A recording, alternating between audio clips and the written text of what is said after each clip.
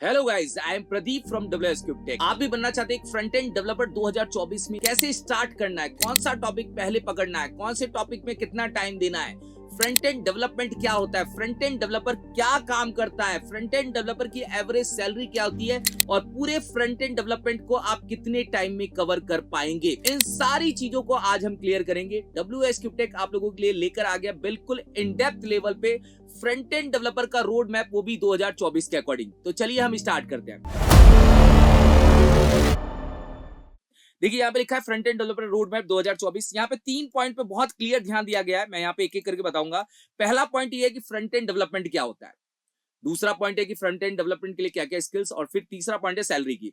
अब देखिए यहाँ पे फ्रंट एंड डेवलपमेंट क्या होता है। अगर कोई आपसे पूछे फ्रंट एंड डेवलपमेंट क्या है, सिंपल सा लॉजिक है। जब भी आप किसी वेबसाइट या किसी वेब एप्लीकेशन पे जाते हैं और डायरेक्ट आप उसके साथ में इंटरेक्ट कर पाते हैं, कोई भी चीज आप डायरेक्ट देख पाते हैं, डायरेक्ट इंटरेक्ट कर पाते हैं, वो फ्रंट एंड डेवलपमेंट का हिस्सा है। चाहे वो कोई मीडिया होगा, चाहे वो कोई इमेज है, चाहे वो कोई स्लाइडर है, चाहे वो कोई बटन है, या आपने किसी बटन पे क्लिक किया, एक फॉर्म खुला आपके सामने, जो भी चीज आप डायरेक्टली इंटरेक्ट कर पा रहे, वो फ्रंट एंड डेवलपमेंट का हिस्सा होता है। अब फ्रंट एंड डेवलपर का काम क्या होता है? देखिए, फ्रंट एंड डेवलपर का काम होता है वेबसाइट का डिजाइन बनाना, वेब एप्लीकेशन का डिजाइन तैयार करना, रिस्पॉन्सिव लेआउट्स तैयार करना, यूजर इंटरफेस तैयार करना और यूजर एक्सपीरियंस अच्छा करना, एक तरह से अपीलिंग प्रोवाइड करना डिजाइनिंग के रूप में, जिससे सामने वाला बंदा आपकी वेबसाइट पे रुक पाए। देखिए, किसी भी वेबसाइट या किसी भी वेब एप्लीकेशन पे अगर यूजर को रोकना है तो दो चीज बहुत पावरफुल होनी चाहिए। या तो उस वेबसाइट के कंटेंट पे बहुत दम होना चाहिए, या उसकी वेबसाइट की डिजाइन बहुत अच्छी होनी चाहिए। जैसे एक एग्जांपल के लिए, आप किसी रियल एस्टेट की वेबसाइट पे जाइए। रियल एस्टेट की वेबसाइट में आपके सामने ग्राफिक्स आते हैं, इमेजेस आती हैं, आप उस पिक्चर्स को देखते हो, फिर आप वहां पे रुकते हो। चाहे आप किसी ई कॉमर्स वेबसाइट पे जाइए, वहां पे डिजाइनिंग बहुत मैटर करती है। तो डिजाइन बनाने का काम, यूजर इंटरफेस तैयार करने का काम, वो होता है फ्रंट एंड डेवलपर का काम। तो आपको फ्रंट एंड डेवलपमेंट क्लियर है, फ्रंट एंड डेवलपर का काम क्लियर है।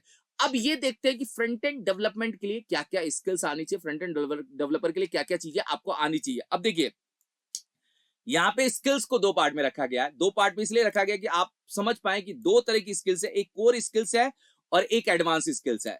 पहले मैं कोर स्किल्स की बात करूंगा कि कोर स्किल्स में क्या क्या चीजें आनी चाहिए, वो भी टॉपिक वाइज रखा है कि कैसे आप अपनी कोर स्किल्स को मजबूत करेंगे, वो भी टॉपिक वाइज।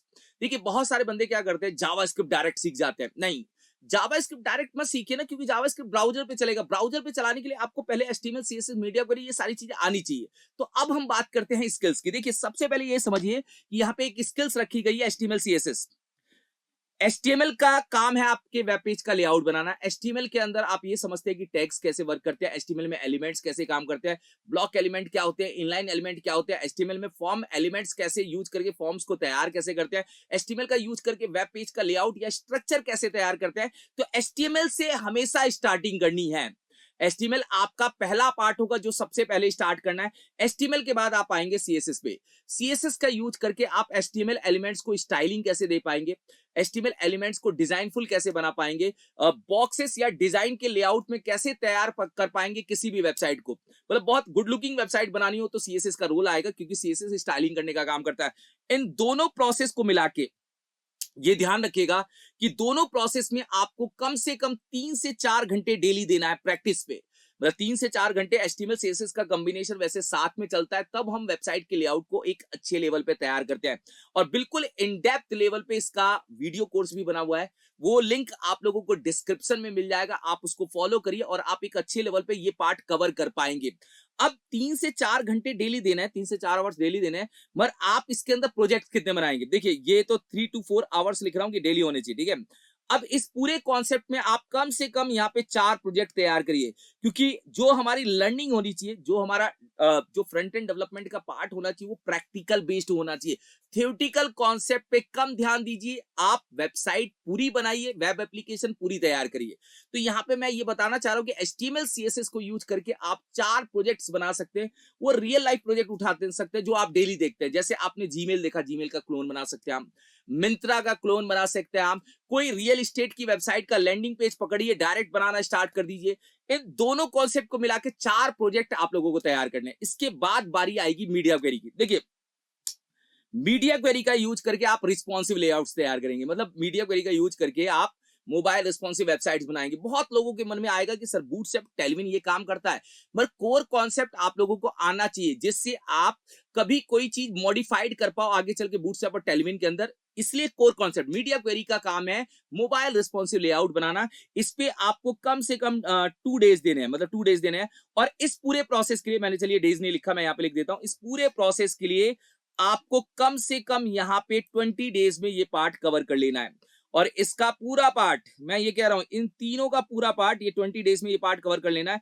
इन तीनों का पूरा पार्ट आप लोगों को डिस्क्रिप्शन में मिल जाएगा, जिसमें HTML CSS और मीडिया क्वेरी को इन डेप्थ लेवल पे बताया गया है।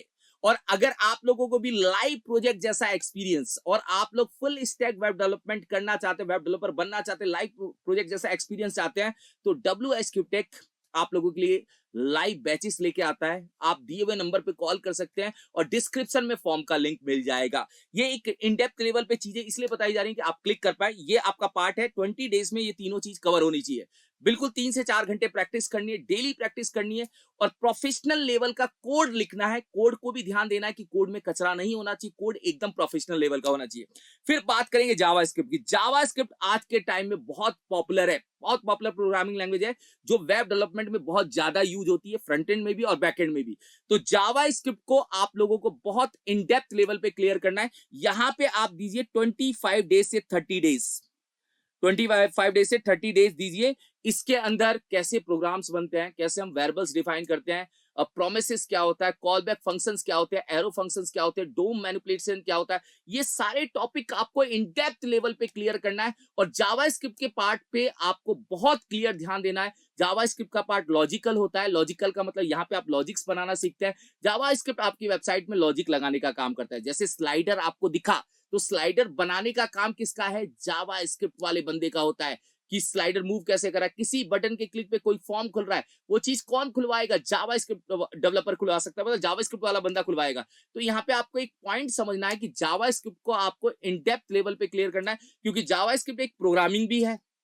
तो आपको प्रोग्रामिंग जैसा उसको कवर करना है कि लूप्स क्या कैसे यूज होते हैं, इफ एल्स का यूज कैसे होता है, कंडीशनल स्टेटमेंट क्या होते हैं, स्विच स्टेटमेंट क्या होता है, लूप में भी मैप, फिल्टर, रिड्यूस कैसे काम करता है, एरे कैसे वर्क करता है, एरे के अंदर मल्टी डायमेंशन एरेस क्या होते हैं, ये सारी चीजें आप लोगों को इन डेप्थ लेवल पे क्लियर करनी है। फिर जावास्क्रिप्ट का एडवांस वर्जन ES6 को भी कवर करना है। वो टॉपिक वाइज पकड़ के आपको इन डेप्थ लेवल पे जावास्क्रिप्ट को पकड़ना है। जावास्क्रिप्ट का यूज करके कम से कम आपको 20 प्रोजेक्ट्स बनाने हैं। मैं यहाँ पे क्लियर बताना चाहता हूं कि जावास्क्रिप्ट का यूज करके आप कम से कम क्या करिए, 20 प्रोजेक्ट्स को डेवलप करिए। मतलब यहाँ पे पॉइंट ये है कि प्रोजेक्ट बेस्ड लर्निंग करेंगे तो आप क्लिक कर पाएंगे। तो यहाँ पे आपको 20 छोटे से बड़े प्रोजेक्ट्स क्या करने, डेवलप करने। अब आप कहेंगे सर 20 प्रोजेक्ट्स, बहुत छोटे छोटे प्रोजेक्ट्स। जैसे मान लीजिए आपने कोई कैलकुलेटर बना दिया, आपने मान लीजिए कोई FAQ का सेक्शन बना दिया कि किसी की क्लिक पे क्वेश्चन आंसर खुल रहा है, मान लीजिए आपने कोई स्लाइडर तैयार कर दिया, मान लीजिए आपने कोई रिस्पॉन्सिव मेन्यू बनाया कि किस क्लिक पे आपका मेन्यू खुल गया। ऐसे छोटे छोटे बहुत प्रोजेक्ट डेवलप करने हैं, छोटे से बड़े प्रोजेक्ट की ओर जाना है जावास्क्रिप्ट का यूज करके। क्योंकि जावास्क्रिप्ट को आप 2 पार्ट में लेके चलिएगा, प्रोग्रामिंग और जावास्क्रिप्ट ब्राउजर पे क्या चीजें कर पाएंगी, उन चीजों को कवर करके आपको जावास्क्रिप्ट को कंप्लीट करना है। तो ये 20 डेज का पार्ट, 25 डेज से 30 डेज का पार्ट होगा, मतलब 30 डेज मान लीजिए, क्योंकि जावास्क्रिप्ट बहुत इन डेप्थ लेवल पे क्लियर करनी है। अब बात करते हैं कि जब जावास्क्रिप्ट आपकी कंप्लीट हो जाएगी, इसको मैं यहाँ से क्या कर रहा हूँ, हटा दे रहा हूँ, जिससे आपको थोड़ा सा और क्लियर लेवल पे क्या कर पाऊँ, बता पाऊँ। इसको यहाँ से मैंने क्या कर दिया, खाली कर दिया, और आप चीजों को थोड़ा सा क्या कर पाए, रिलेट कर पाए। चलिए देखिएगा, अब जावास्क्रिप्ट का यूज करने के बाद अब बारी आएगी यहाँ पे आपको क्या चीज यूज करनी है वो मैं बता देता हूं। आपको फिर जाना है यहाँ पे वर्जन कंट्रोल सिस्टम पे। आपको गिट की नॉलेज होनी चाहिए। गिट का यूज करके गिटअप पे डेटा कैसे पुश करेंगे। देखिए गिट के अंदर 2 चीजें रखी है, गिटअप और बिटबकेट। गिटअप पे डेटा पुश कैसे करेंगे, गिटअप से डेटा आप लेंगे कैसे, किसी दूसरे बंदे को अपने साथ में मर्ज करके काम कैसे करेंगे, 2 बंदे साथ में प्रोजेक्ट पे कैसे काम करेंगे, ये सारी चीजें आप लोगों को इन डेप्थ लेवल पे क्लियर करनी है। इसकी भी प्लेलिस्ट आपको डिस्क्रिप्शन में मिल जाएगी। ये जो बिल्कुल इन डेप्थ लेवल पे, इसलिए मैं आप लोगों को बता रहा हूं कि आप डायरेक्ट गिट पे मत जाइए, डायरेक्ट जावास्क्रिप्ट पे मत जाइए। आप स्टार्टिंग से चलिए, HTML CSS को कवर करिए, फिर मीडिया क्वेरी को कवर करिए, फिर जावास्क्रिप्ट पे आइए, फिर वर्जन कंट्रोल। क्यों? क्योंकि हमने प्रोजेक्ट बना चुके हैं, अब मुझे इसको कहीं पे रखना है। तो मैं वर्जन कंट्रोल सिस्टम या गिट का यूज करके गिटअप या बिटबकेट पे डेटा क्या करूंगा, पुश करूंगा या पुल लूंगा। वो सारी चीजें आपको इन डेप्थ लेवल पे उस डिस्क्रिप्शन वीडियो में बताई गई है, बिल्कुल वीडियो में मिल जाएंगी।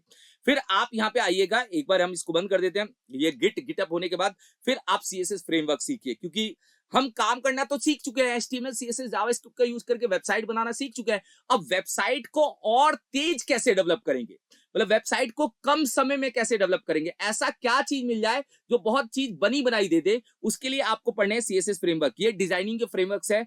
आपको बूटस्ट्रैप और टेलविन पे काम करना है। बूटस्ट्रैप एक रिस्पॉन्सिव डिजाइन बनाने वाला फ्रेमवर्क है। यहाँ पे आपको एचटीएमएल सीएसएस जावास्क्रिप्ट की नॉलेज होनी चाहिए, तब आप बूटस्ट्रैप को पकड़ के वेबसाइट बना सकते हैं।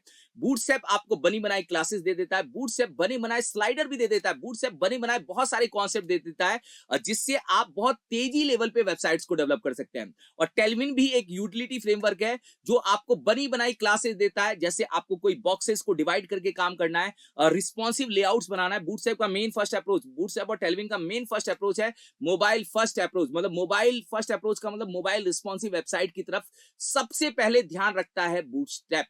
तो बूटस्ट्रैप और टेलविन के कॉन्सेप्ट को यूज करके कम से कम आप यहाँ पे 3 प्रोजेक्ट्स बनाइए, 2 प्रोजेक्ट्स बनाइए बूटस्ट्रैप का और 1 प्रोजेक्ट बनाइए टेलविन का। इस कॉन्सेप्ट को करने में ये ध्यान रखिए कि आप यहाँ पे केवल 7 डेज का यूज करिए। 7 डेज में इसलिए बोल रहा हूं क्योंकि देखो आपको बनी बनाई चीजें सारी मिल जाएंगी, आपको टाइम कहां लगने वाला है वेबसाइट पे। तो वेबसाइट आप बड़े लेवल की पकड़िए, यहाँ पे आप मिंत्रा जैसा क्लोन पकड़िए, यहाँ पे आप फ्लिपकार्ट जैसा क्लोन पकड़िए, आप अमेजन जैसा क्लोन पकड़िए। इन क्लोन्स को पकड़ के आप बूटस्ट्रैप और टेलविन के कॉन्सेप्ट से उसको तैयार करिए।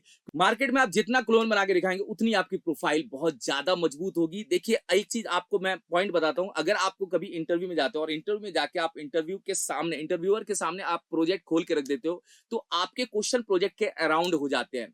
तो प्रोजेक्ट जितना बनाएंगे, जितना आप दिखाएंगे, तो सामने वाले को लगेगा कि सामने वाले बंदे ने प्रोजेक्ट बेस्ड लर्निंग की है। तो प्रोजेक्ट बहुत जरूरी है और इसका भी इन डेप्थ पार्ट आप लोगों को डिस्क्रिप्शन में मिल जाएगा। बिल्कुल बूटस्ट्रैप के सारे वीडियोस आप लोगों को मिल जाएंगे, टेलविन के प्लेलिस्ट आपको मिल जाएगी, जिससे आप इसको फॉलो करके इसको भी कवर कर सकते हैं। फिर बात करते हैं यहाँ पे जो लास्ट होगा कोर फ्रंट एंड के अंदर, वो होगा फिग्मा टू एचटीएमएल। बहुत कंपनी वालों की इन डेप्थ डिमांड है कि सामने वाले बंदे को फिग्मा टू एचटीएमएल कन्वर्ट करना आना चाहिए। फिग्मा बनाने का काम किसका है? ग्राफिक डिजाइनर का। एचटीएमएल में काम कौन करता है? वेब डेवलपर काम करता है, जो फ्रंट एंड डेवलपर होता है वो काम करता है। तो किसी फिग्मा को एचटीएमएल में कन्वर्ट कैसे करेंगे, ये चीज का कोई पार्ट बना हुआ नहीं है आप लोगों के सामने, मतलब कोई वीडियोस मिलेगा नहीं, मगर ये वीडियोस जरूर आपके पास आने वाले टाइम पे आने वाला है। हम फिग्मा टू एचटीएमएल का पूरा पार्ट आप लोगों के लिए बनाने वाले हैं, जिसमें हम बिल्कुल इन डेप्थ लेवल पे बताएंगे कि आप फिग्मा को पकड़ के कैसे एक एचटीएमएल में उसके लेआउट को तैयार करेंगे। इस पार्ट में भी आप 3 डेज दीजिए। क्योंकि 3 डेज क्यों लिख रहा हूं? क्योंकि 3 डेज इसलिए लिखा जा रहा है क्योंकि आप इसके अंदर फिग्मा में आप ये देख पाएंगे कि आप कलर कैसे पिक करते हैं, फिग्मा में आप ये देख पाएंगे कि कोई इमेज कैसे क्रॉप किया जाता है, फिग्मा पे आप ये चेक कर सकते हैं कि साइजेस क्या है, बटन्स कितने बड़े हैं, फॉन्ट का साइज क्या है, ये सारी चीजें आपको फिग्मा बना देगा। तो फिग्मा का यूज करके आप प्रोफेशनली लेआउट तैयार कर सकते हैं बहुत अच्छे लेवल पे। और इसका भी यूज करके एक प्रोजेक्ट तो बनाइए। और आप लोगों नेट पे जाके अगर ढूंढेंगे ना आप कि मुझे पोर्टफोलियो का फिग्मा चाहिए या मुझे किसी ई कॉमर्स वेबसाइट का फिग्मा चाहिए, तो वो मिल जाएगा आपको, फ्री रिसोर्स मिल जाएंगे। आप उसको यूज करके लेआउट को क्या कर सकते हैं, तैयार कर सकते हैं। बहुत जल्दी ये सीरीज आने वाली है आप लोगों के पास, फिग्मा टू एचटीएमएल बहुत जल्दी आप लोगों को मिलने वाला है।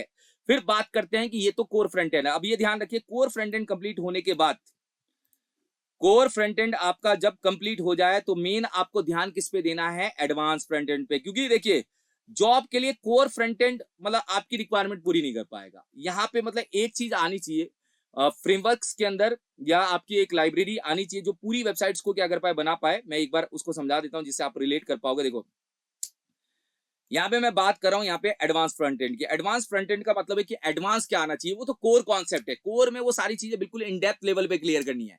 एडवांस फ्रंट एंड के अंदर यहाँ पे देखिए कुछ पॉइंट लिखा हुआ है। एडवांस फ्रंट एंड के अंदर आप लोगों को रिएक्ट जेएस सीखना चाहिए। आजकल मार्केट में बहुत डिमांड है रिएक्ट जेएस डेवलपर की। रिएक्ट जेएस फ्रंट एंड वालों के लिए है। रिएक्ट जेएस का यूज करके आप सिंगल पेज एप्लीकेशन तैयार कर सकते हैं। रिएक्ट जेएस का यूज करके आप कंपोनेंट बेस्ड वर्किंग कर सकते हैं। रिएक्ट जेएस आपकी वेबसाइट को बनाने में बहुत जल्दी अप्रोच करे, मतलब जल्दी वेबसाइट बनाने में बहुत फास्टली अप्रोच लेके आ सकता है रिएक्ट जेएस। और रिएक्ट जेएस का आप प्रोसेस पूरा, जैसे अगर आप लोगों को रिएक्ट जेएस सीखनी है तो आप 30 डेज में इस प्रोसेस को कंप्लीट करिए। 30 डेज में ये प्रोसेस कंप्लीट होना चाहिए। अब मैं यहाँ पे ये चीज एक बार ऐड कर देता हूं कि रिएक्ट जेएस का यूज करके कम से कम आप 5 प्रोजेक्ट तो बनाइए। अब 5 प्रोजेक्ट के अंदर 3 प्रोजेक्ट आप स्टैटिकली बनाइए कि स्टैटिकली कोई हम डिजाइन को कैसे रिएक्ट जेएस में कन्वर्ट करते हैं, हम इसकी राउटिंग कैसे करते हैं, हेडर फुटर अलग कैसे करते हैं, पेज को आपस में कनेक्ट कैसे करते हैं। 2 प्रोजेक्ट ऐसे बनाइए जिसमें एपीआई का यूज हो कि आप एपीआई के थ्रू डेटा कैसे लेके आते हैं। कोई डेटा को अगर आपको मान लीजिए कोई फॉर्म है, उस फॉर्म का डेटा सर्वर तक पहुंचाना हो तो एपीआई कैसे यूज करेंगे। तो रिएक्ट जेएस को भी आप इन डेप्थ लेवल पे क्लियर करिए। रिएक्ट जेएस का भी पार्ट आप लोगों को डिस्क्रिप्शन में मिल जाएगा, बिल्कुल बना हुआ है। अब एंगुलर और व्यू भी कर सकते हैं। वैसे एंगुलर और व्यू मार्केट में कम यूज होता है। एंगुलर जेएस और व्यू जेएस के कॉन्सेप्ट को भी आप पकड़ के काम कर सकते हैं। एडवांस में ये 3 चीजें हैं, तीनों कभी नहीं सीखनी, कोई एक चीज आप सीख सकते हो। और अभी मार्केट की डिमांड है रिएक्ट जेएस, रिएक्ट जेएस को पकड़िए। तो ये पूरा जो फ्लो है, जैसे जो कोर फ्रंट एंड है और जो एडवांस फ्रंट एंड है, दोनों को आप 90 डेज के अंदर कंप्लीट करिए, बिल्कुल प्रैक्टिकल बेस्ड लर्निंग के साथ में। आप लोगों को टाइम देना पड़ेगा। अगर आप इतने दिन में कवर करना चाहते हैं, कम से कम 3 से 4 घंटे डेली आप लोगों को प्रैक्टिस करना पड़ेगा। और आने वाले टाइम पे जब पूरी वेबसाइट बनाए तो 7-8 घंटे भी प्रैक्टिस करना पड़ सकता है। क्योंकि अगर आपको इन डेप्थ लेवल पे चीजों को सीखना है, इन डेप्थ लेवल पे आपको ये समझना है कि रिएक्ट की वर्किंग है, इन डेप्थ लेवल पे आपको समझना है कि बूटस्ट्रैप और टेलविन कैसे काम कर रहा है, तो आपको 70 डेज से 80 डेज लग सकता है। ये मैं पता है क्यों बता रहा हूं, क्योंकि मैं मान के चल रहा हूं कि आप 3 से 4 घंटे डेली प्रैक्टिस करेंगे। अगर आप 8-8 घंटे 9-9 घंटे प्रैक्टिस कर रहे हैं तो ये तो ड्यूरेशन बहुत कम हो जाएगा। मतलब ड्यूरेशन पे डिपेंड करेगा, मतलब आपके डेली आवर्स पे डिपेंड करेंगे कि ड्यूरेशन क्या होना चाहिए। ये बहुत क्लियर चीज है। तो आप लोगों को पता चल गया कि कोर फ्रंट एंड में क्या क्या चीज सीखना है, और आप लोगों को पता चल गया कि आप लोगों को एडवांस फ्रंट एंड के अंदर क्या सीखना है, फ्रेमवर्क्स में क्या सीखना है। अब बात कर लेते हैं, आप लोगों के मन में आ रहा होगा सर सैलरी क्या होगी, एवरेज सैलरी। देखिए अगर इंडिया लेवल पे देखा जाए कि average salary front end developer की वो होती है 4 to 5 लाख के बीच में। देखिए 4 और to 5 एलपी है, मतलब ये ईयरली रखी गई है, मगर ये डिपेंड करता है कंपनी पे भी। अगर आप किसी अच्छी कंपनी में इंटरव्यू देने जा रहे हैं, अच्छी कंपनी को टच कर रहे हैं, तो ये सैलरी 7 to 10 लाख के बीच में भी हो सकती है।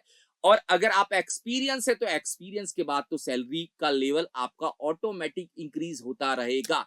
एक्सपीरियंस बंदे की सैलरी 15 लाख से भी अबव हो सकती है। ये पूरा फ्रंट एंड डेवलपर का रोड मैप था कि आपको कैसे चलना चाहिए, कौन से टॉपिक पे कितना टाइम देना चाहिए, टॉपिक वाइज आपको लर्निंग कैसे करनी चाहिए, प्रोजेक्ट बेस्ड काम कैसे करना चाहिए। इन सारी चीजों को आप लोगों को इन डेप्थ बताया गया। Thank you so much.